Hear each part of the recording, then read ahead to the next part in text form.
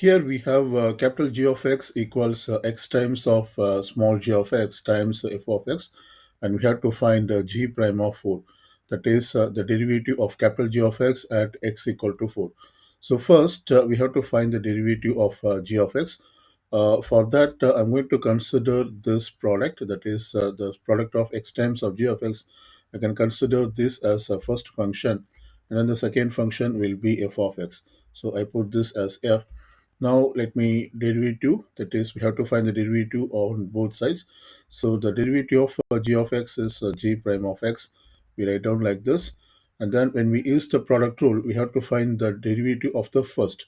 So I'm going to write down as like this. That is since it is a product, I write down this as a product, and write down as this with a tick mark. So this indicates we still have to find its derivative, and then multiply with the second as it is. So I put times f of x, plus we put the first as it is, that is x times of g of x, and then multiply with the derivative of the second, that is the derivative of f of x. We write down this as f prime of x. So let's continue. Notice that we still have to find the derivative of this one. So here once again we can apply the product rule by considering the x as the first and then the g of x as the second. So let's apply the product rule to find the product of this derivative. That is, we have to first find the derivative of the first. The derivative of the first, which is x itself, is 1, and multiply with the second, that is g of x, and then plus we put the first as it is, and then multiply with the derivative of the second. The second is g of x, its derivative is g prime of x.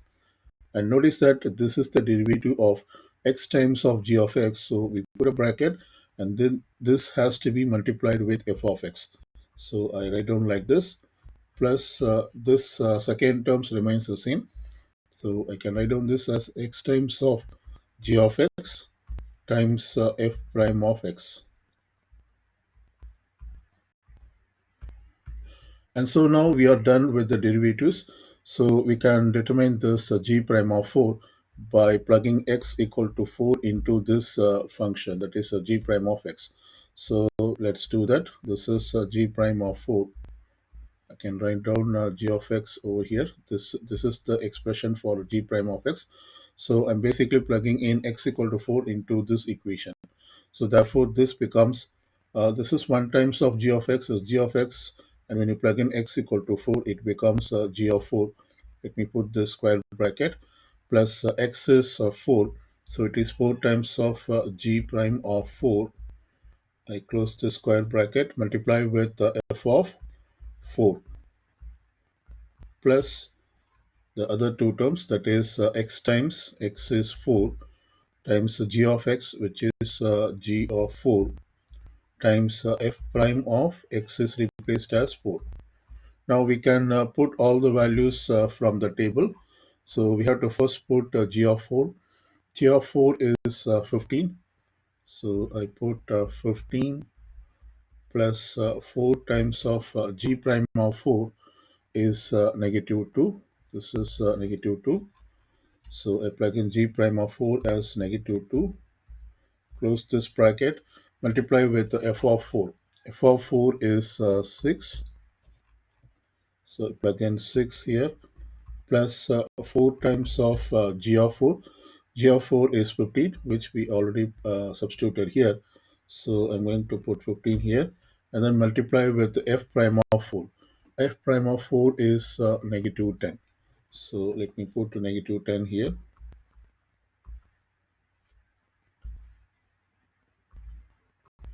Now let's evaluate this.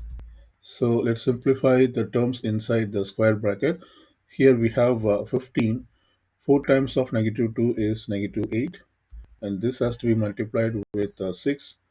Notice that we have plus here and we have a negative term here. So product of plus and negative is negative. So I can put negative, and we have 4 times 15, which is 60. 60 times 10 is 600. So I put 600. 15 minus 8 is 7. So this becomes 7 times of 6 minus 600. 7 times 6 is 42 minus 600. And so this gives 42 minus 600 is negative 558. So this is the value of g prime of 4. So we put g prime of 4 equals negative 558.